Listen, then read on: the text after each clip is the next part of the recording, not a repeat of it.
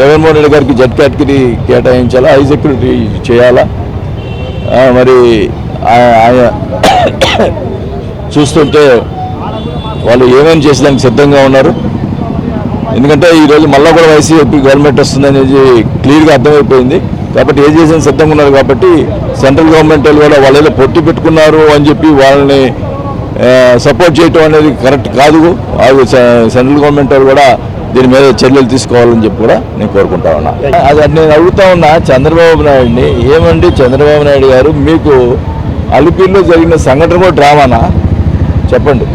ఆ రోజు మీకు అలిపిరిలో ఏదైతే జరిగిందో ఎలక్షన్, అది జరిగిన వెంటనే ఎలక్షన్ పెట్టావు అంటే అది డ్రామా ఒక ఇప్పుడు జనరల్ ఎలక్షన్స్ జరుగుతూ ఉన్నాయి.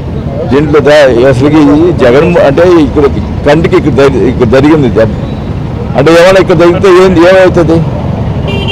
ఎవరైనా ఒక ముఖ్యమంత్రి స్థాయిలో ఉండి అంత చీప్ ట్రిక్స్ చేసుకునే అవసరం ఉందా? నిజంగా ఆ దెబ్బ తగిలేదేదో అంత దూరం నుంచి కొట్టినట్టు వాడు ఇక్కడ తగిలితే ఏమవుతుంది? ఎవరైనా చేస్తారా? ఇది అప్రజాస్వామ్యంగా ఉంది. ఖచ్చితంగా ప్రజలు బుద్ధి చెప్తారని కూడా తెలియజేస్తారు. దాడి ఇప్పుడు ఒక సీఎం మీద దాడి చేయటం ఆషామాషి కాదు. అది ఎంత ప్లాన్ ప్రకారం జరిగిందని కూడా మేము భావిస్తాను. అవన్నీ కూడా బయటకు వస్తాయి. ఎవరు చేశారు అనేది కూడా బయటకు వస్తాయి. తప్పకుండా బయటకు వచ్చినప్పుడు తప్పకుండా చర్యలు తీసుకోవడం జరుగుతుంది. ఇవన్నీ కూడా బయటకు వస్తాయని కూడా తెలియజేసుకుంటా ఉన్నాం. మన ఒంగోలులో కూడా మా కోడల మీద ఇది చేయడానికి ప్రయత్నం చేశారు. దానివల్ల వాళ్ళు నష్టపోతారు కానీ మేమే నష్టపోయాం. కాకపోతే ఎవరు కూడా ఇది ప్రజాస్వామ్యంలో ఈ రకమైన కార్యక్రమాలు ఎప్పుడూ లేని కార్యక్రమాలు చేయటం మంచి పద్ధతి కాదు.